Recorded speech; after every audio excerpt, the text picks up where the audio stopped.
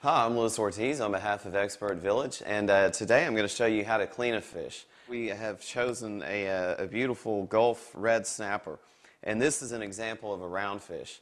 And a round fish meaning that as you look at the fish, there's an eye on each side of the head, and there's a different filleting technique for flatfish and round fish, and we'll show you a flatfish in another video. One of the things that you want to look for in the fish market when you're choosing fish is nice clear eyes, as this one has.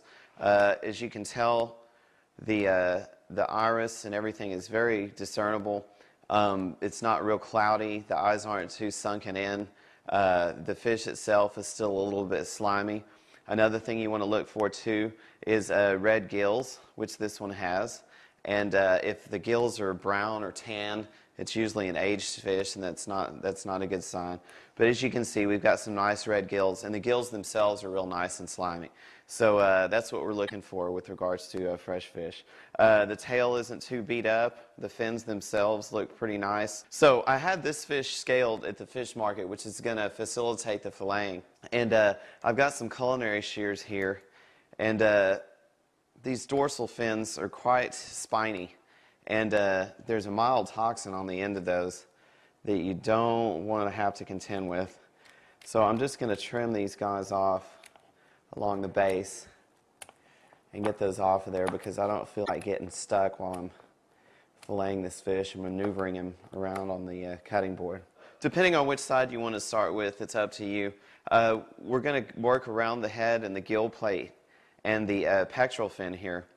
So I'm going to make a cut that goes this way, and it's just kind of a semicircle in that sense, because the meat itself is only going as far as here. So I'm going to go ahead and make an incision this way, and then cut around the pectoral fin this way.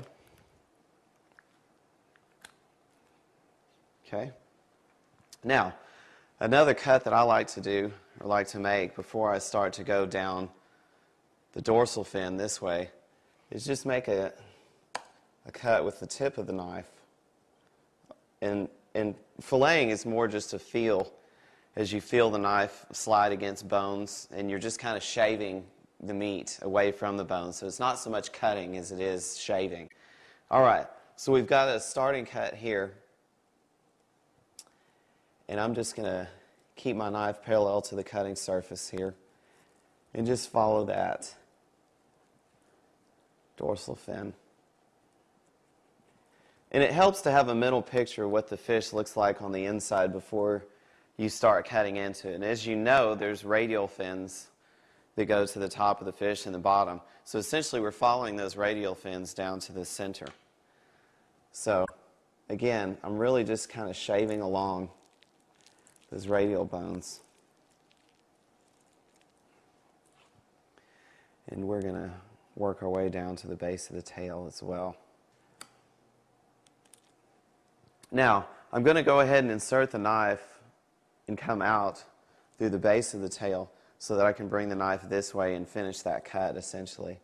And that'll give us a guide for the rest of the filleting, and you'll see here in a minute. We'll just follow the length of that tail up until the very end, because that's essentially where the meat stops. All right. So now that I've passed over the center bone here, there's a hump of sorts. So my knife essentially just followed the radial bones and shaved along there until I felt that bone, and I stopped. So don't force the cut, because you'll start to dull the knife and come up with a rougher cut. We came back down to the base. Once again, I poked the knife all the way through and finished out through the tail, so that now I can come from the underneath side and just follow those radial bones from the round bone this way. And again, I'm not cutting at all. I'm not hacking or anything. I'm really just letting the knife shave along those bones. And shave along these rib bones as well. Don't try to cut through those, because we don't want them on the fillet anyway. And now, we're back to where we started. I'm just going to release that. And this is what you're trying to shoot for, is the most amount of yield. You get the most amount of meat off of this fish, and we're going to show you in another video how to use these fish bones to your advantage for both the flatfish and the round fish so that we make a delicious seafood stock. So essentially I'm going to do the exact same procedure on the other side of the fish so that I'll come up with 2 fillets, and we'll come right back and show you the flatfish.